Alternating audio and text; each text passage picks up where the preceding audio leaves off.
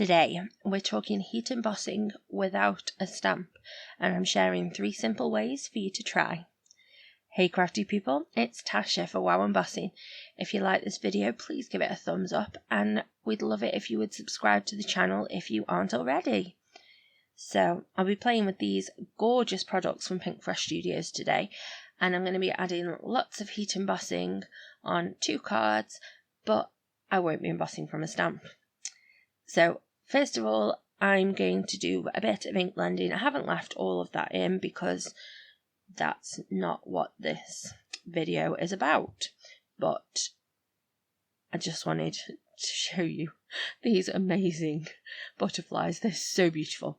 So I'm using some turquoise, tealy colours with blue, and yeah, the stencils, you use stencil 2 butterflies at the same time, and then there are stamps that you can use with them, or you don't have to use the stamps. So I stamped the outline onto these blue and teal butterflies, and then I also ink blended some orange and pinky ones as well, and I didn't add the outline on that, just to give 2 different looks. So we got like a cool and a warm. So once I had my beautiful butterflies all ink blended and stamped and dry and everything else, I fussy cut them because I don't have the die, and yeah, once I've fussy cut them, that's when the embossing can start. So I'm adding some anti-static powder to the butterflies because obviously I've been handling them quite a lot in fussy cutting them and things, so I just want to make sure that there's no fingerprints or anything on there to ruin my embossing. So the first technique is by using the WOW Embossing pen. So it's a bit like a felt tip, and it contains the embossing ink, the ultra slow dry, so it works the same, and yeah, you just literally draw it or colour it on where you want it to go. So for the blue butterfly, I coloured in the body, and then I coloured in the darker bits on the tips of all of the wings, just to give it some beautiful sparkle. I added halo embossing glitter, which is gorgeous, and I went back over this as well, just to add even more glitter. So you can see, can you see that where it's melting? You see that it turns clear, and it's got like just beautiful, delicious, glittery goodness. So there's no colour in there, it's just going to add sparkle and shine over where we've already coloured. So awesome. So that is using the pen to colour in actual sections, colour the whole thing. So next I'm going to grab the warm toned butterfly. I'm adding the anti-static again, and this time I'm going to be using the pen to sort of get a much softer look. So I'm just flicking some ink, going from the base of the wings towards the tip. I do that on both sides, and then here where you've got the darker portions of the wings, rather than colouring all of that in, I am just going to trace the line where that joins, just to show you a couple, well no, like 3 different ways of using that pen. So I've coloured in a block space, I've outlined, and also I've sort of flicked the paint on, kind of like when you're using a brush marker. So, and I'm adding the same beautiful embossing, and this is going to give us a much softer look, which was what I was going for with this. This is why I didn't want to add the stamping either. So it's a much more softer and subtle look. So moving on to the next way, you can actually brush this ink on in the same way that you would add any ink. With a brush, or if you prefer the foam blending tools, any of that, you can do exactly the same with this ink as you would a normal ink blending.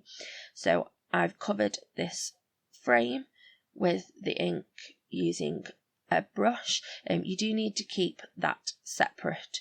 Like, I only use that brush for embossing, for the embossing ink. I don't use it for normal ink. So I've covered it with ice cream, which is one of the Fairground trio, and it's like an off-white, just beautiful. I just wanted to have just a slightly different tone on that. So that's I'm sort of skipping between the two. But in order to show you 3 different techniques, but a couple of different ways of using some of those techniques. So then I moved on and I have cut this cover plate, which is also Pinkfresh. All these things, the dies and stamps and that I use are Pinkfresh, but I can't remember what that one's called. It'll all be linked. So I just added a little bit of colour to it, just with the colour that was left on my brushes from when I did the butterflies themselves, just to give me a little bit of differentiation. And then in just the same way as I used what was left on the brushes to add a little bit of pink and orange, I'm doing exactly the same with this brush and the embossing ink. So I haven't re-inked the brush at all. I'm just swiping it along the like diagonal lines, and it just adds a little bit of the glitter, and it's a much it's like more random, more, I remember what's the word that I'm thinking, rustic, is that? Yeah, possibly. I don't know, but yeah, just to add it adds a little bit of the ink in different places, so that gives us just some random bits of glitter. So I used another cover plate die, which I'll have this all detailed on the blog, to create the background, and then I am adding our embossed frame onto that with some glue, and then I'm going to stick my beautiful butterfly on that little circle that I just added a little bit of ink to.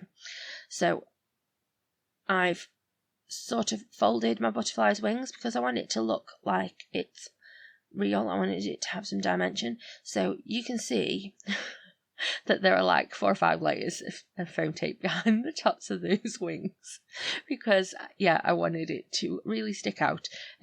This is not really a card in that it's not postable in the slightest. It's definitely hand delivered, and I was thinking more that I might just frame it in a box frame, and give it to somebody like that. So I wanted to create a base for my other butterfly to sit on as well.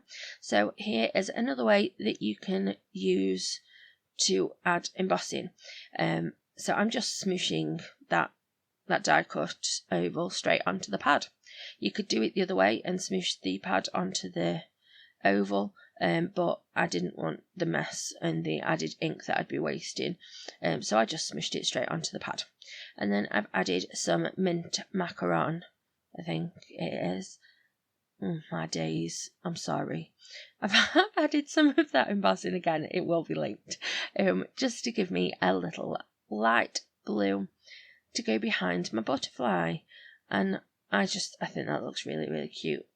I've added the same sentiment to both, which is, I want to say, embrace the moment. Yeah, I think that's it, embrace the moment. Oh my.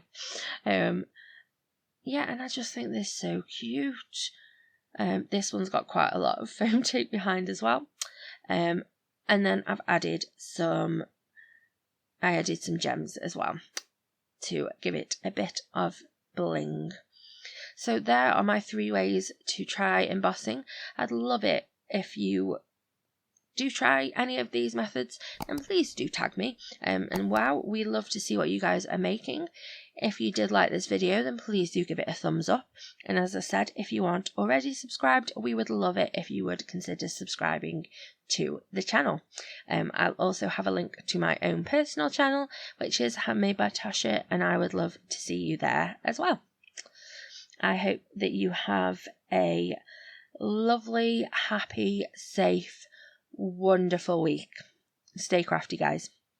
Bye.